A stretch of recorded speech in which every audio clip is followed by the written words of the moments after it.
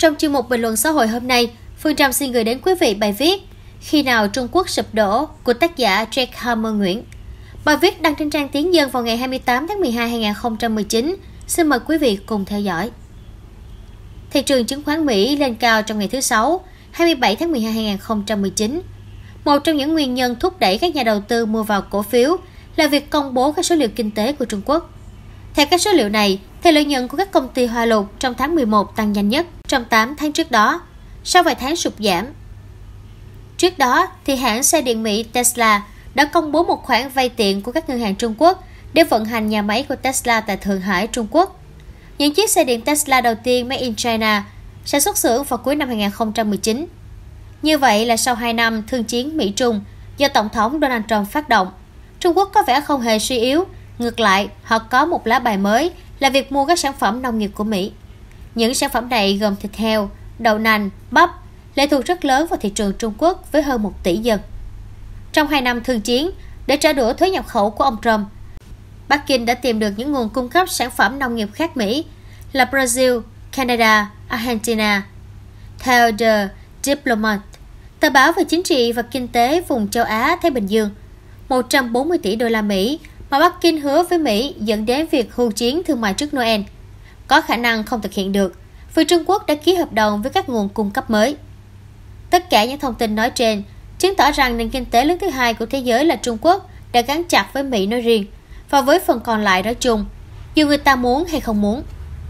Dù cho các chuyên gia như Gordon Chang, người Mỹ gốc Hoa, hay bình luận gia Nguyễn Xuân Nghĩa được khá đông người Việt ưa thích ra rã suốt cả chục năm nay là Trung Quốc sắp sụp đổ, nhưng nó vẫn còn đấy, và mỗi đồng tĩnh của nó có thể làm chao đảo kinh tế Mỹ và thế giới.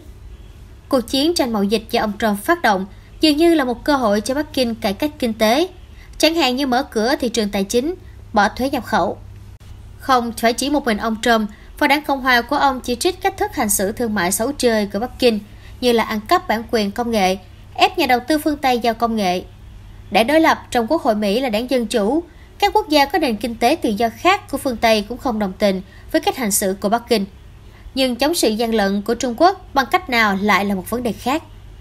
Cuộc thương chiến hùng hổ của ông Trump quay về vị trí xuất phát với tư thế yếu hơn là lá bài tẩy, sản phẩm nông nghiệp bị Bắc Kinh nắm thóp. Dĩ nhiên, điều làm cho phần còn lại của thế giới khó chịu về Trung Quốc, trong đó có cả người viết bài này, là chế độ toàn trị của Đảng Cộng sản Trung Quốc đang áp tự do cá nhân của người dân Trung Quốc, thanh lọc chủng tộc, chống người thiểu số, kích động chủ nghĩa dân tộc cực hữu để bành trướng lãnh thổ. Nhưng kiềm chế con rồng dữ Trung Quốc không phải là chuyện đơn giản. Hoàng đế Pháp Napoleon có nói, hãy để cho con rồng Trung Hoa ngủ yên. Nhưng chính người Mỹ lại đánh thức nó dậy bằng vài quả bóng bàn vào năm 1972. Đó là một chiến lược khôn khéo, chứ không phải là dở để chia rẽ khối cộng sản.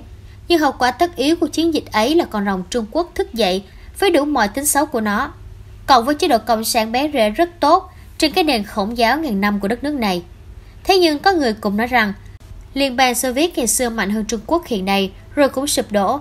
Thực ra so sánh như vậy là hoàn toàn sai. Kinh tế Liên Xô không dính líu gì đến thế giới tự do cả. Những linh kiện máy móc kỹ thuật của Liên Xô và phương Tây rất ít tương ứng với nhau. Trung Quốc lại là một phần của thế giới phương Tây hiện nay. Cắt lìa Trung Quốc ra khỏi thế giới để đánh sập nó ư?